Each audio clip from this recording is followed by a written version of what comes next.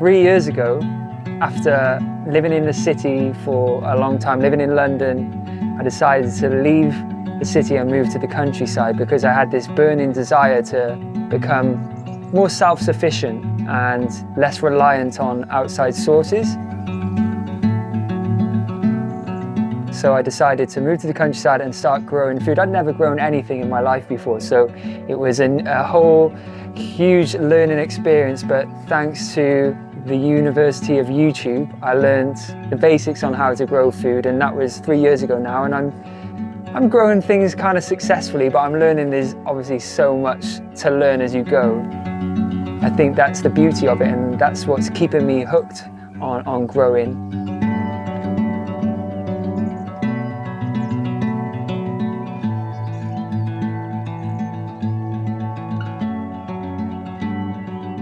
I'm Gaz Oakley. I'm a chef, originally from Cardiff in Wales. I now live in the countryside, but prior to moving here, I started cooking at the age of 15 in professional kitchens, and that's my passion, that's my trade, I would say. It feels like a click like that. It seems like it's just a blip, but it's actually been 7 years since I started sharing my recipes on social media, and the reason I started doing it was because, you know, I'd been cooking in kitchens for years, and everyone knew me, all my friends and family knew me as a chef who cooked everything, but I decided to actually go plant-based overnight. My friends would just ask me, what on earth are you eating? So I decided to just share pictures of my food so they knew what I was eating on Instagram. And before I knew it, actually other people, not just my friends, started following me from all around the world. And then, you know, the following started increasing, and I decided to start a cooking show because there was no one out there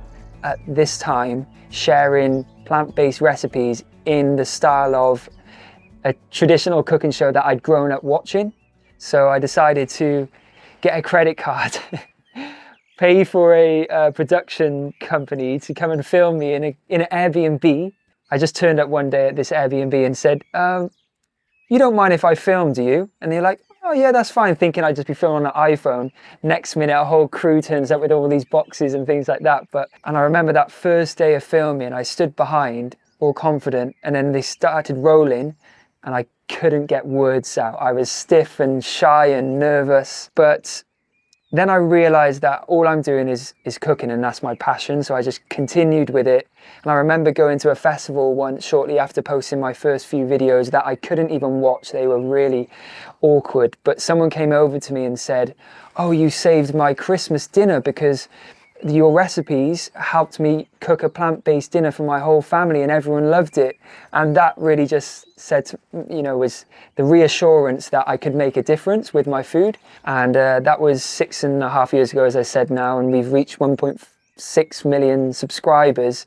And I'd never in a million years thought I'd get there, but we did it.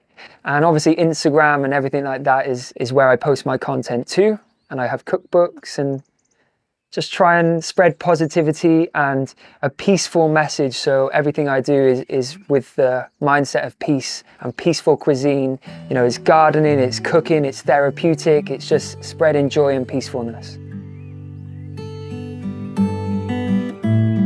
Yeah, I started off with just one raised bed. That was 3 growing seasons ago. Me and my dad just built this one raised bed, and typically I thought I could grow everything in that one small raised bed. I had everything in there: carrots, parsnips, chard, kale, everything. Then I soon realized, you know, you need to space things out a little bit more. So slowly I've been adding raised bed after raised bed, but I just try and grow the things that I like to eat. I mean, there's not many things I don't like to eat, but as the years have gone on, I've slowly increased the size of my growing space. I am on a hill, which makes things difficult. This is the first year I've had undercover growing space, which is a new thing to learn. And I definitely have learned a lot in this first growing season in terms of, you know, melons and chilies and tomatoes and whatnot, but it's definitely exciting when you step into the greenhouse and you can smell all the aromas. But I love my greens, I love kale, I love my medicinal herbs, pumpkins. I I'm trying to grow some ginormous pumpkins. That's one. I want to grow a pumpkin big enough that I could carve a door on it and try and put a little seat in there and sit there in my pumpkin house. Maybe one year I could do that, but for the time being, yeah, pumpkins. I want to try and grow some, because obviously I eat plant-based and I want to be self-sufficient. So things like quinoa and chickpeas and soybeans even.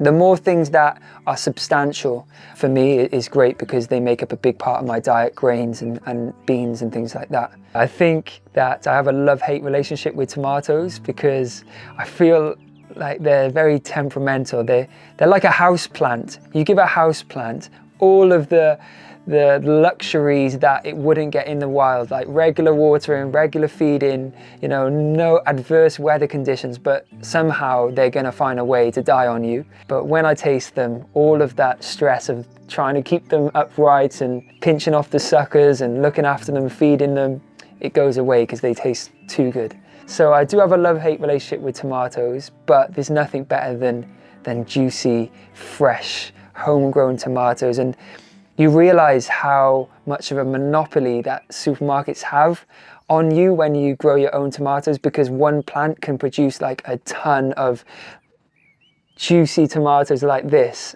And you know, just like 4 of these in your supermarket will probably cost like £5, maybe more, for organic heirloom tomatoes. But when you grow them yourself, it's just like one seed, one plant will pump out a load of tomatoes. I feel now, even though I'm not working in the kitchens as much as I used to, I only have a pop-up restaurant that I occasionally open. I would like to have my own place where I can serve people my food and my homegrown food one day, and that's a vision and a plan that I'm manifesting, and that's the dream. But in terms of my cooking style, now I'm less likely to overdo the dishes. You know, I just want the true flavor of this produce to sing and make the ingredient, the freshly harvested ingredient, the center of the dish, and really what shines. I think people need to understand, when I open my restaurant, you may just have a radish on the plate with a little bit of salt, like literally just. But I'll go out and I'll serve it and I'll say, I've just picked this, and that's the story. And you know, there's nothing better than a freshly picked peppery radish, is there? So, I mean, for me, that is like a Michelin star meal. It makes me a little emotional because it's like a whole journey, and food for me is a story, but I feel so much more connected to ingredients now than ever before. I feel like more of a chef than ever. And now it's just letting the hero produce shine. I knew how important making your own compost was before I even moved to Wales and set up my garden, because I just watched so much YouTube, and people like Charles Dowding expressed to me, and Hugh Richards, how important composting was, and also just realizing there is a whole cycle involved in the garden, you know, and cooking involved in that too. So any of my kitchen scraps, I don't want to give them away to the council. This is precious material to make more compost for me to grow more food in. So from the very start, I started composting, but then I soon realized that you can never have enough compost. So I now, you know, try and build up my supplies as much as possible by going to like coffee shops and asking for their coffee grounds. And I recently adopted some rescued chickens, so as much as I'm so happy I can give them a new life, I know that their poop is going to be very beneficial to my composting. It saves me buying it. I want to try and avoid buying compost. I've got a compost corner. It's now the chickens' favorite place to be. They're always scratching around in it, and I just want to make as much as I can.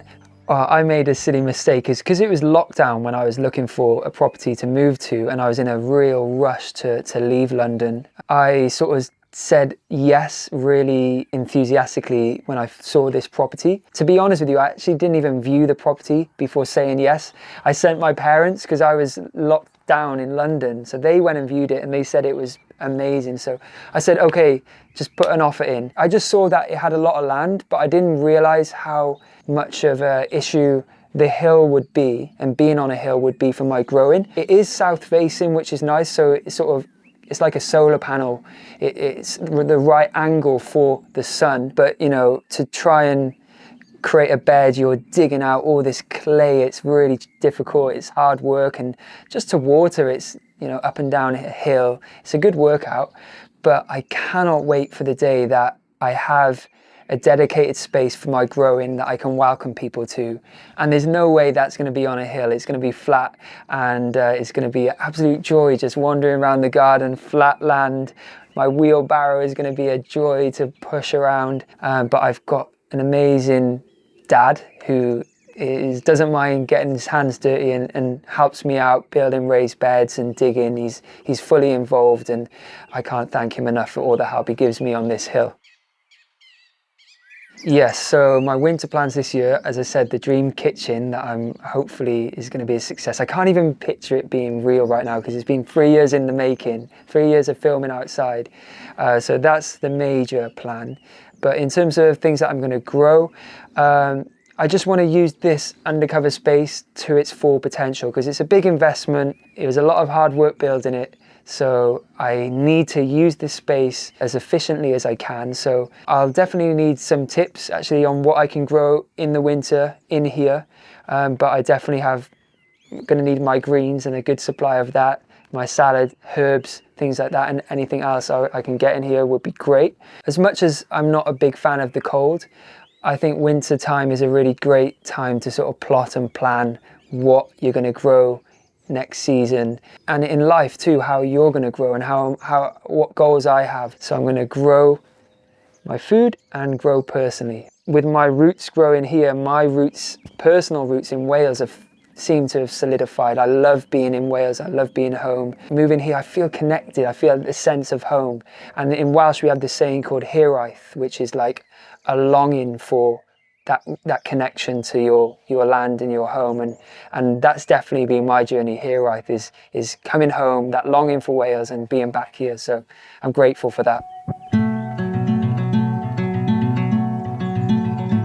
Favorite crop, I think cucumber.